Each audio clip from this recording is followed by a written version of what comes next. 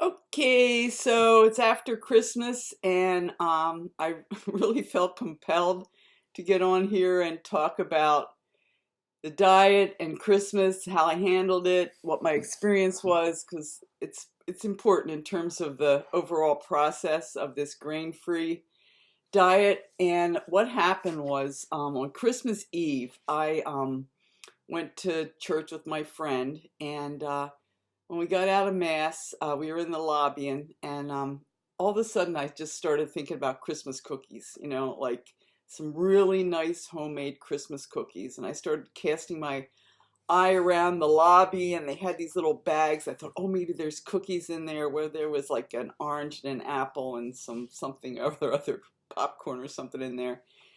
And then I said, oh, well, let's go to the store. I thought I could get some sweets at the grocery store. And as it turned out, and I think this is wonderful, the grocery stores, including Walmart, were closed for Christmas, which is great. You know, it's nice to just shut everything down and rest. And so I was shut out of that. But I went over with my friend on Christmas Eve. What did he want to do? Oh, he wanted to show me some paintings he had and whatnot, some photographs, not paintings, photographs that he'd taken, and probably just show me his apartment and chat. And so I went over there, and he told me he had Christmas cookies there.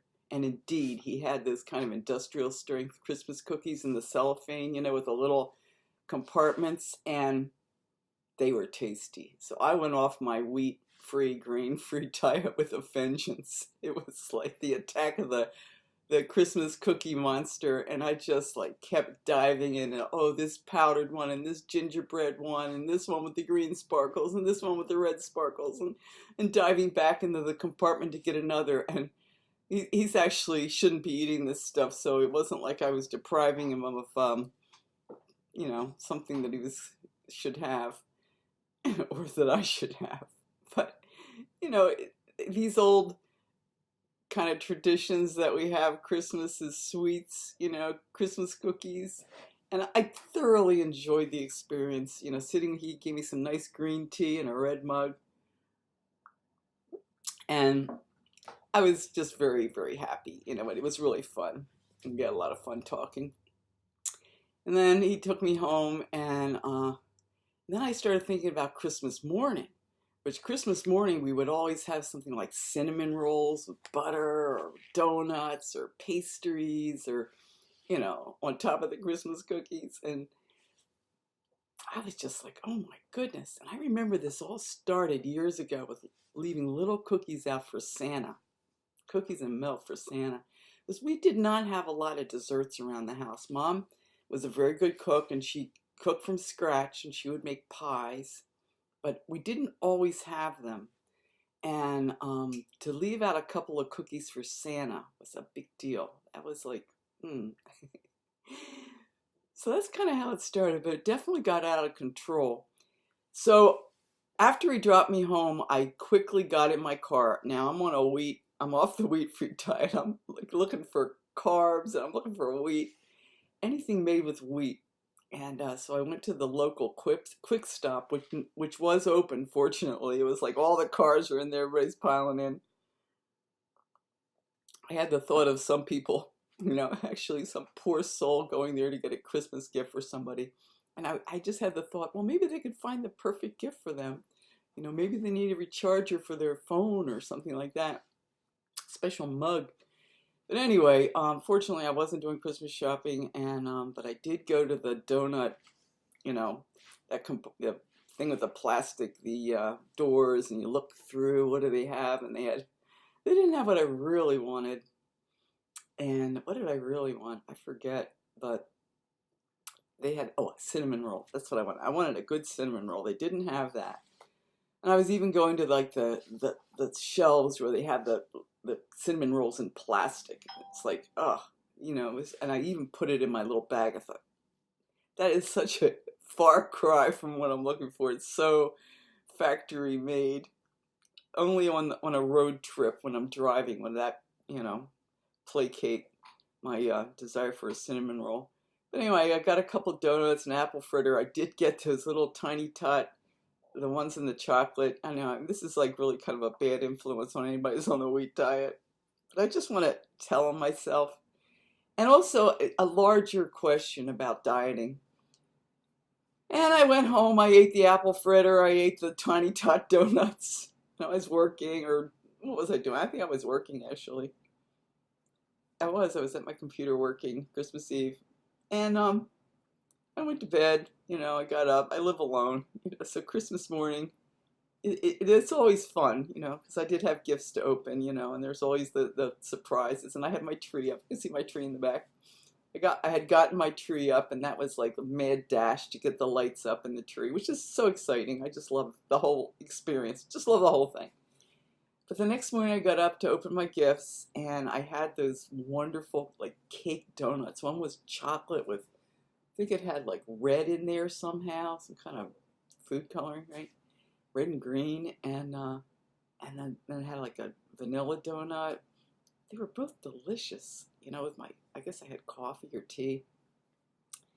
I mean, it was fun. It was really, really fun. And then for Christmas dinner, the day went on, and my boyfriend Gary came over, and we were going to go to Chinese restaurant. I thought, well, I can have vegetables. But then I said to myself, but I'm going to have anything on that buffet. I'm just going to eat anything tonight. And we ended up, he was really tired. He had actually worked Christmas Day, mending fence with his neighbor, keep the cows in. And so we were going to go to the Chinese restaurant, and then we would have to, it was closed in town, so we would have to drive like 30 miles west to this Chinese restaurant. And Gary he wanted to see if Taco John's was open. I think, whatever. But it was closed, but Subway was right next door. And it was funny, I had had a desire for a Subway sandwich somewhere in the past 48 hours. And I said, I'd be happy to go to Subway with that nice wheat roll. Because, right now I'm on a wheat bender. I am on a bender. So we went, I got a 6-inch veggie sub with everything on it. And some those low-fat barbecue chips. I was, Gary had mentioned the low fat, because Gary's always trying to get me in the right direction. And I was eyeing like the real barbecue chips, I thought, nah, I'll placate him. I'll get the baked Lay's potato chips. So we went home and we opened all the packaging, and we were watching our favorite YouTube channel, Bald and Bankrupt in the Belarus. It's really good. So it's this guy that goes to Russia and goes into all the obscure countries. He went to Moldova on the one that we were watching.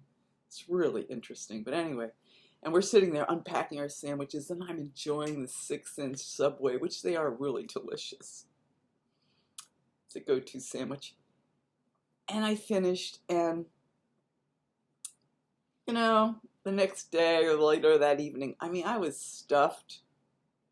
But the main thing I want to talk about is this feast days, and how in our culture, because we are so blessed and we have so much food available to us, and our habits have gotten to the realm of, not eating small portions, not eating balanced meals, that the concept of a feast day is kind of lost on us, and I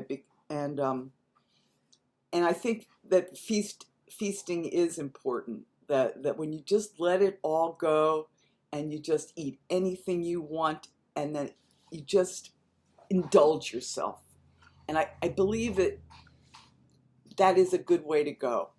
And I did not feel badly about what I did. I felt like this is the time to do that today, And afterwards, I had eaten way too much. I felt very sick. But I also realized that I was getting sick of all this cheese, and what else was I eating? Cheese and, on the wheat-free, eggs. All these omelets. And I just had this moment of realization that the wheat-free is important. Like, I woke up this morning with the dark circles, and that's back on the wheat. I'm not going to go back on wheat. I'm not going to go back on grain, because that's really, I've understood, that's an upgrade. That's a serious upgrade. But what I did realize was that I need to change my diet and lighten it up. Today, for breakfast, I had a banana with some soy milk. I couldn't face it. I mean, the idea of an omelet was just repulsive to me. I had no eggs in the house. But I went out later and came back, and I made a delicious tofu scramble with sauteed onions, green and red peppers. What else was in there? Tomatoes. I had some fresh tomatoes, or they were fresh canned tomatoes from Gary's Garden.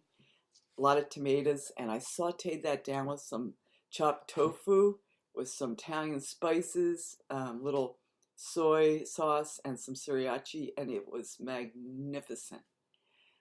And that is a wonderful alternative to the omelet. And the cheese. I'm going to get away from the cheese too, because I just was making myself sick. I did get on the scale this morning after a holiday, moment of truth, and I'm up at 134.8. And like that, I hope is like I've topped out. And I've realized that I need to lighten up my diet. The grain-free is great, and I'm going to continue with the grain-free. But I need to lighten it up. I'm a vegetarian, so if I weren't a vegetarian, I'd be eating the lean meats, fish, but I can't do that. So I really need to go to the tofu, vegetables, fruit. I got some nice fruit on sale, some raspberries and blackberries and some grapes, and just lighten it all up. And, because I really need to go back, because I do not want to gain this weight. And the misery that I experience when I get fat is it's just not worth it. And I can change my behavior, But I just wanted to have like a video about the truth of what happened. And, that it was actually a good thing. I don't feel uncomfortable right now. That real feeling of being stuffed is gone. But, if I talk about it, I think it does reinforce my resolve to find a better path. And I was also listening about something about health. Oh, it was David Goggins, who's like my favorite guy. And he's so hardcore. I just love him so much. But he was talking to Rich Roll they had the best of the 2019 on Rich Roll podcasts. And when you hear David Goggins talk, he believes it is his experience. And Rich Roll was echoing that if you want to change your life, it's a full-time job and it's not easy. There's no shortcuts. And it takes all your attention. It takes all your awareness, and you have to stay on the job constantly, constantly. And it would be nice if that were not the truth, but that seems to be the reality of the situation. So I'm just here chronicling my path, my experience, my kind of muddling through to good results, happiness, so I can live in a physiology that makes me happy to wake up in the morning. So I can stay in the same clothes I've got. I don't have to go out and get all new clothes. God forbid. So anyway, so that's it. So that's all I have. I didn't think I would have time, and this is a long video, but it was so important for me just to share this. Okay, hope everybody's having a nice time.